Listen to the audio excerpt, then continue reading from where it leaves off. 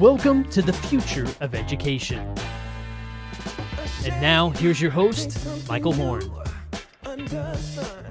Welcome to the future of education. I'm Michael Horn. We have a great topic lined up for you all today. It involves choice, student-centered learning, enrollment trends, innovation, and more, all in K-12 schooling. And to help us unpack that, we have two terrific guests, Adam Newman, the founding and managing partner at Tyton Partners, as well as Christian Lehr, a senior principal at Tyton Partners. They are the authors of a series of research reports that are just fantastic. Choose to Learn and School Disrupted. I like it not just because it has the name Disrupted in it, but they have really unpacked these trends around choice, some of these enrollment trends we're seeing in K-12 school districts, parents' desires and for what they want for their kids. And I'm just excited to unpack a lot of this. So first, Adam, Christian, thanks for being here.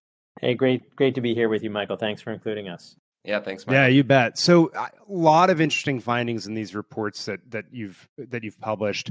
I've actually written about some of your findings, but I'm excited to hear about it directly from you guys.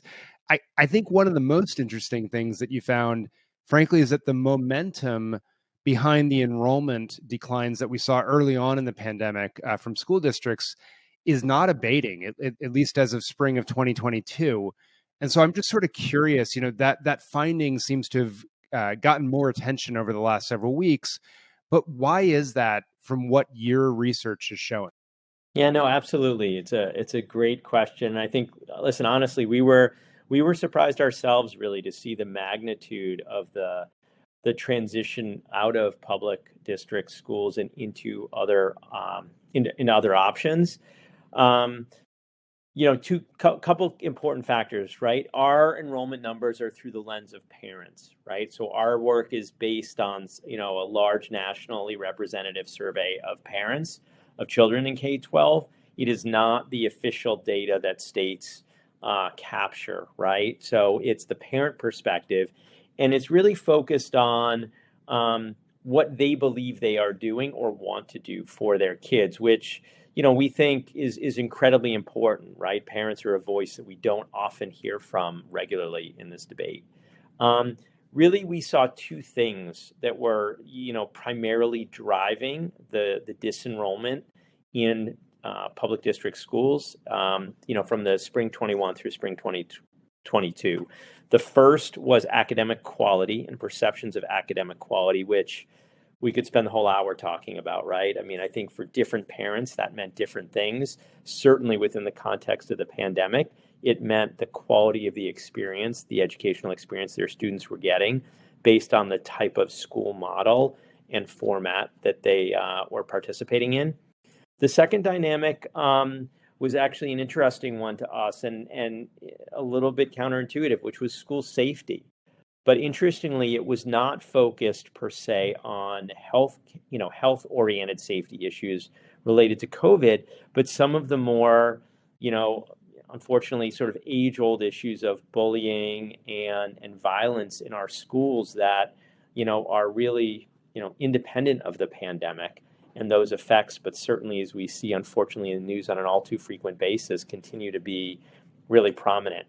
So those were really, two of the drivers. And I think, the third one that I think underpins that is, the pandemic, and you've written about this, Michael, in a lot of your work too, parents had a front row seat into what their educational experience was like for their students as a result of the pandemic. And they realized it was not what they wanted it to be or what it could be.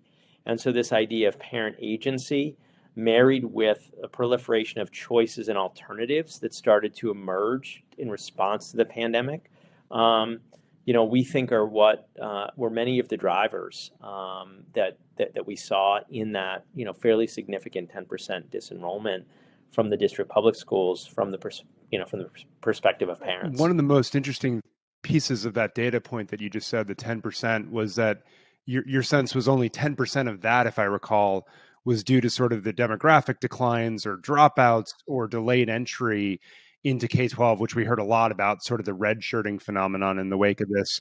But the academic concerns, the bullying, which frankly, if you talk to educators, they say that the school violence issues that they were dealing with were a lot worse coming out of the pandemic and the return to school as well. So that adds up, I guess.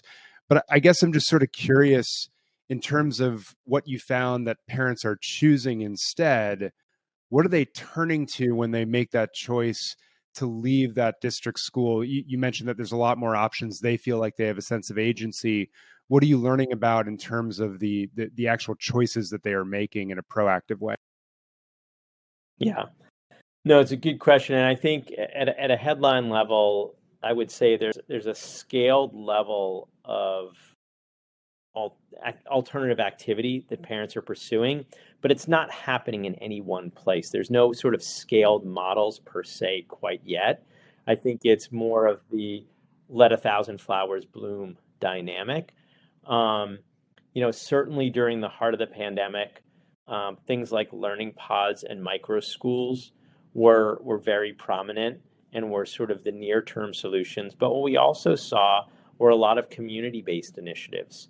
A lot of parents who wanted and used the pandemic as an alternative, as an option to sort of find an alternative model and explore alternative models. Certainly, virtual schooling in the heart of the pandemic was prominent. That enrollment has declined to some extent relative for the pandemic highs, but you still have many more parents open to and looking at either fully virtual or hybrid models.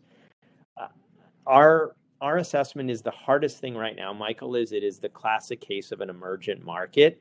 It is messy. It is poorly defined. People use, even the term micro school means different things to different people. So I think right now it's hard to sort of definitively define, right? It's hard to define exactly what the categories are, other than to say they are much more student centric. They're much more flexible in terms of things like time, access, convenience for parents and families. They are working to find models that can scale and can be replicable and sustainable over time. Christian, let me turn to you on that part, because the learner-centered piece of it, or the student-centered piece, it seems like parents are expressing clear preferences, at least in your research, around so if they can't define what the options are, and we can't define what they're called, and Adam, that's like the classic, right? Clay Christensen non-consumption. There's no data, Yeah. so like, do we know to invest in it or not? Problem. But I guess, Christian, they are expressing preferences, at least as I read in your report, around the qualities of those options. Can you tell us more about that? Yeah, absolutely. And, one of the questions we grapple with is there a bias towards the status quo, to how school has always felt, or a bias towards something new? And it became very clear and evident in the most recent studies that there is a strong bias, a pronounced bias towards something new, right? And what that is, when we zoom out, there are really two parts of parents' aspirations that are important to unpack. The first is around outcomes. And so increasingly, they're interested in a broader array of outcomes for their students. Academic preparedness does reign supreme in many ways. It's an important core function and outcome of school, but so does happiness, self-fulfillment, discovery, right? And we see an increasing trend towards wanting learning environments that really support that.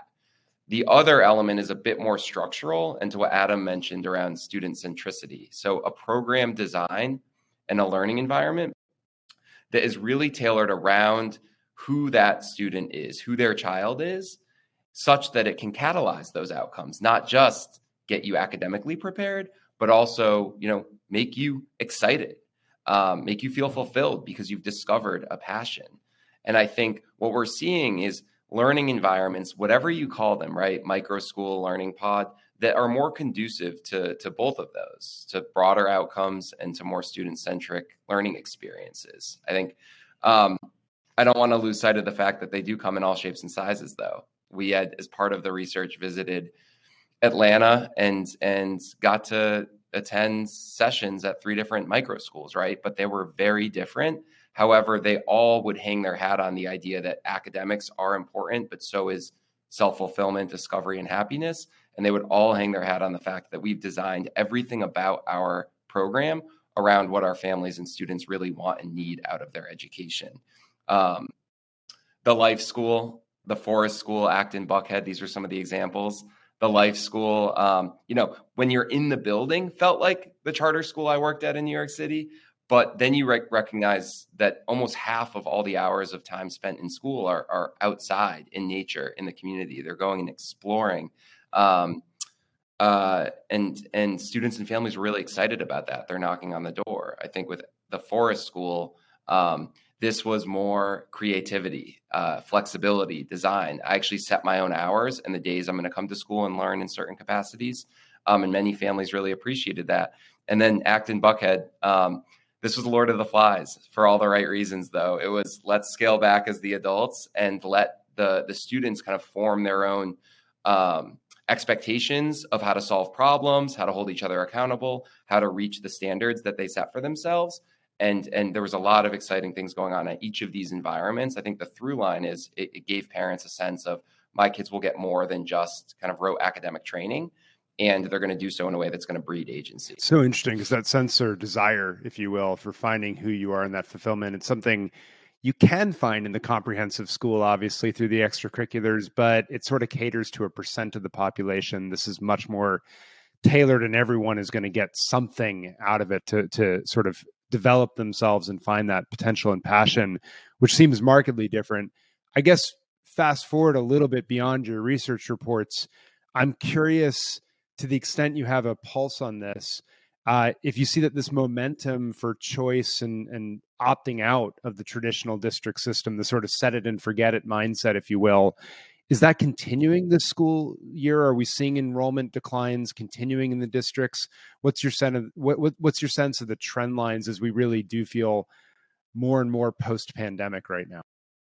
Yeah, so I think there are two pieces, and I'll speak to one. I'll speak to, the macroeconomic environment, Michael, right? Because I do think that to the extent that parents are paying out of pocket for some of these options and alternatives, one of the things we've heard anecdotally this fall is, with the current economic climate we have, it has probably led to some folks returning to public schools.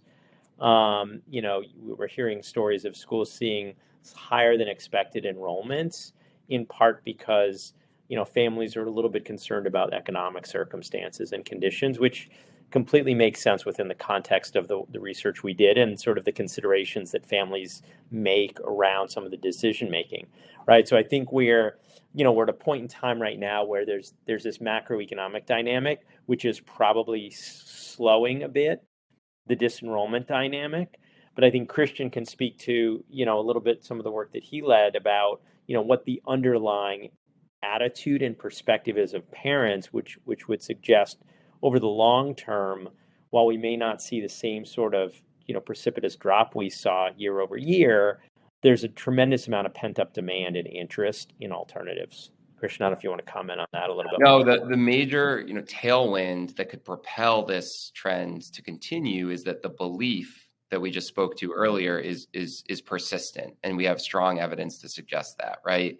The idea that learning can and should happen anywhere, that it should be tailored around what my student wants and needs, is a persistent and adamant, belief that parents are expressing across demographic lines, right? And so I think there's reason to believe that agency and the exploration and the rolling up their sleeves and making choices for their child that are really going to work is something that will persist in the future. I think the other dynamic that's at play, though, that does affect, the bottom line enrollment trends as we've categorized them, is that, in response to this, many schools and districts are starting to reimagine how they do business and how they operate, right? Can we actually be a bit more flexible, a bit more student-centric, and provide a little more optionality and agency? So we don't churn families, and they recognize that we can meet those aspirations. And so not only are there macroeconomic conditions that may keep families enrolled in a public school environment, there may be pockets of public school districts that are innovating in ways that are copacetic with families' kind of attitudes, values, and needs. And I think that's exciting because it's an opportunity, and they do need partners. If there are more options and more choices and more pathways for students. So it's not one size fits all, 4 walls of the classroom, 30 students. That means new learning environments, new settings for parts of days, for days of the week. And I think that, who's serviceable now becomes all students, right? Not just those, few million who've made the leap and have the full-fledged support behind a micro school environment, for example. Yeah, no, and just one, it makes me think of one historical example, which is not that historical, which is, New Orleans, right? So early in my career, I taught in New Orleans, taught 6th through 12th grade English. Ironically, I ended up getting married the weekend that Katrina hit New Orleans.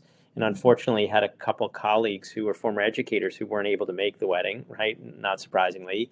But one of the stories that occurred as a result of that terrible tragedy was people fled and left New Orleans and ended up in school systems that were unlike New Orleans public schools had been prior to Katrina. And one of the things I kept hearing through my networks was about families who realized what school could be in other communities.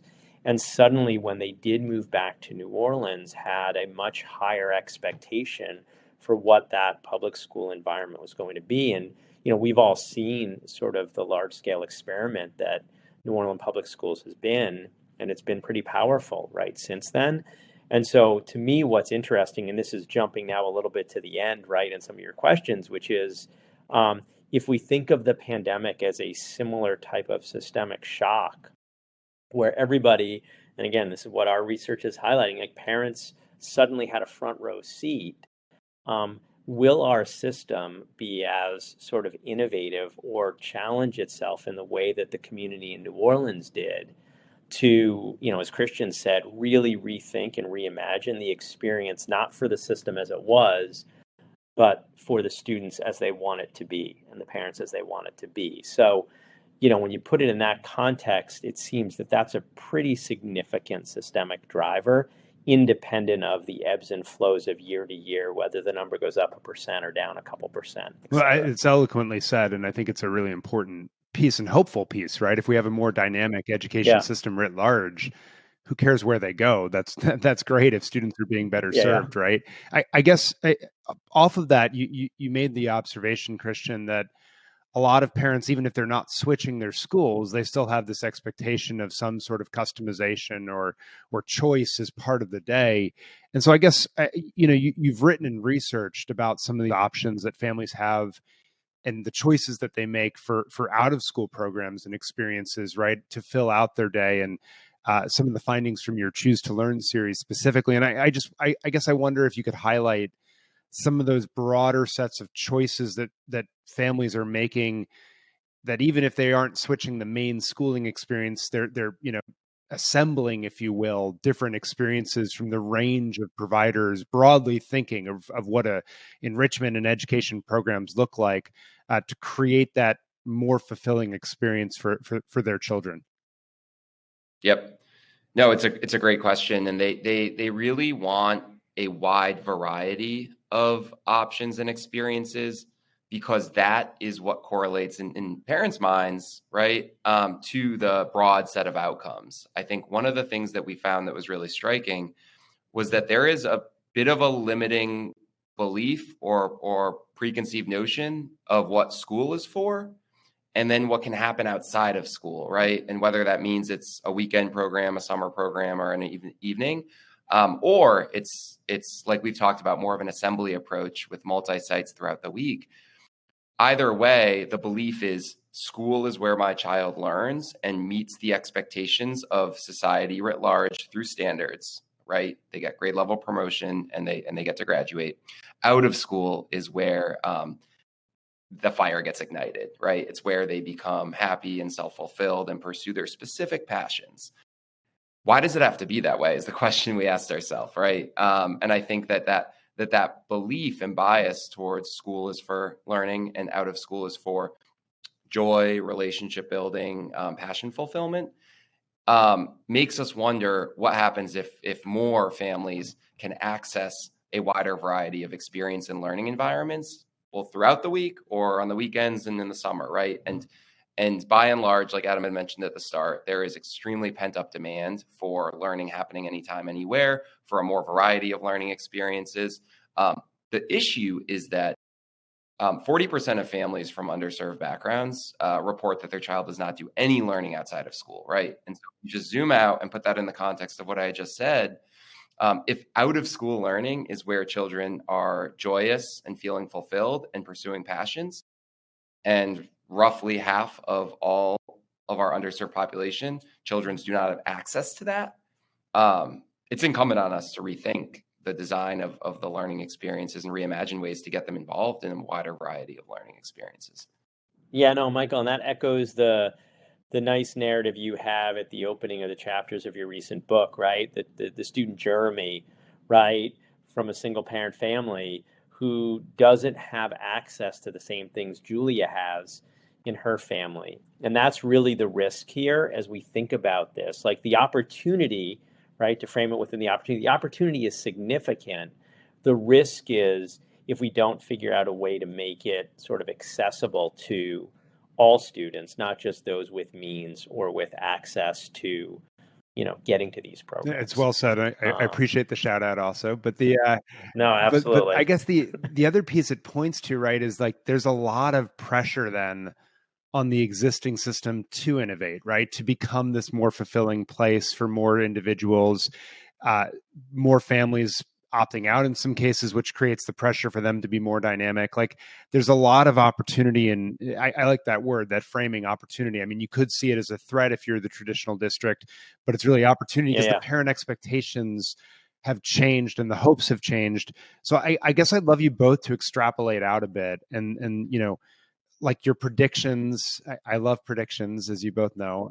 What are your predictions for how this evolves and what sorts of innovations we see in the world, not just of micro schools, but in districts as well, and sort of where this all goes in the future if you look 5-10 years out from now? Yeah, no, it's a great question. And listen, just to ground, and I know Christian and I have referenced this, but both of us started our careers as educators, right? So we do this work at Tyton, but we also care implicitly about this work as educators, of folks who've been in front of students and been in classrooms in different communities. And for me, it's really I think what I hope and what I expect. At the same time, what I fear a little bit is that schools will need to be more dimensional in what they are able to offer to students, right? And we've talked about this over the years, and whether it's the early college, right, or the school within the school, or the pilot school in the district, or the career-oriented program, right? It's how do schools figure out how to balance some of these models more effortlessly? The analogy I've been using is ice cream flavors, right? If you go to an ice cream store that has just vanilla, right? You go there from 8 to 3, you sit in a classroom with 25, 30 other kids, like you get bored of that, that ice cream store pretty quickly. Like, how do we have strawberry and chocolate and maple pecan and all these other flavors? And how do schools manage that? My hope is, and what I believe will happen in some communities, but not all, and this is where the risk is, that in some communities, the challenges wrought by the pandemic has opened up a willingness for them to rethink how they run their schools, what they need to own, what they can partner for or bring in from the outside, and that the really, thoughtful districts will start to sort of mix and match, or use your term, Michael, be maybe a little bit more modular in cases where there'll be some things that they own and that they drive, but then there might be other types of programmatic elements that they'll look to partner for or bring in. And so at the end of the day, in any community, you might go to a school district, your local school district, but there might be 5 or 6 different options of ways you can pursue the things that motivate and excite you about learning, right? And to Christian's point, it doesn't have to be a, in school or out of school dynamic, a choice-based one. So the opportunity, I think, is for districts to really, offer a lot more flavors of ice cream within reason. The risk is, and will continue to be, will all districts have that vision? Will they have the resources and the community support to execute against that effectively? And that's where I think I get concerned a little bit, but I think the opportunity and the promise is significant. Christian, what about you? Yeah, I would add two predictions, as you like to call it. The first is around just micro schools, community-based learning initiatives. In the near term, I do anticipate them to grow, right? And I think we did engage with around 150 organizational leaders who operate micro schools, community-based learning, hybrid learning initiatives. And by and large, they expressed that there is pent-up demand. Folks are knocking on their doors, and they don't have the capacity to serve them, right? I think the challenge, and so there's a desire to either expand capacity at the current sites, to open up new sites and expand to new cities, states, regions. And that's exciting, right? The challenge is, by design, these are intimate learning environments that are highly curated and personalized, right? And so, it does take a village. And so understanding how to, one, perform effective outreach, to continue to acknowledge that parents have these aspirations, but often don't know where to turn, and to bring them in and move them along, but also navigating the funding dynamics that are at play, and really exploring the most creative funding solutions out there, so that they can invest in quality, in care, in learner centricity. They can have fidelity around that model, but also just serve more families and students, recognizing that cost may be a barrier for many. So there is demand. There is a desire to increase capacity and grow among these providers. And with that, I expect we'll have more examples like the ones I referenced before about some of these phenomenal learning environments sprouting up. In terms of what happens in the districts, I think, like Adam said, I would agree, there's just some greater specialization that's required, right? Districts are burdened right now with teacher attrition and recovering from learning loss, and that's taking a lot of time, resources, and attention. What supplemental academic services can be engaged to perform high dosage tutoring on one end? What partners can help explore extracurricular activities outside of school and open up those options and avenues for families, so that they can, to use the word modular, start to assemble more of the learning throughout the week. And so I think there will be some greater flexibility in the districts, but sort of a consistent increase in families engaged and benefiting from, in many ways, micro schools and community-based learning initiatives. Yeah, Michael, one other thing I'd add is I think that and this is less a prediction and more of, I think, a call to action, is we've really got to push the envelope on measurement, both in terms of how we do it and what we are measuring. And the challenge with that, as we all know, is it takes time, and it takes dollars, and it takes a commitment to sort of looking beyond the easily measurable things. And I think if we can do that, that will unlock considerable opportunities and considerable transformation of our system, right? So again, less a prediction, more a call to action in terms of our willingness to do it, to create this vision that we've been talking about. I like leaving it there, frankly, because I think you're right that what we measure and how we measure it, more point in time, flexible student, for the student, what they're in fact investing in and learning and assessing mastery of those skills and knowledge and so forth, makes a heck of a lot of sense, and will really help us understand and help parents understand these choices that are starting to burgeon that you've talked about, and create more opportunities for districts to hopefully have confidence to invest behind them. So Adam, Christian, really appreciate the research that you're doing on this front from Tyton Partners to help illuminate what's an incredibly dynamic, early emerging space that a lot of us are struggling to get our head around, frankly. But then also your insights about where do we take it from here, and what should the educators on the ground be doing to help serve these students and these parents who are increasingly having higher expectations for that education experience.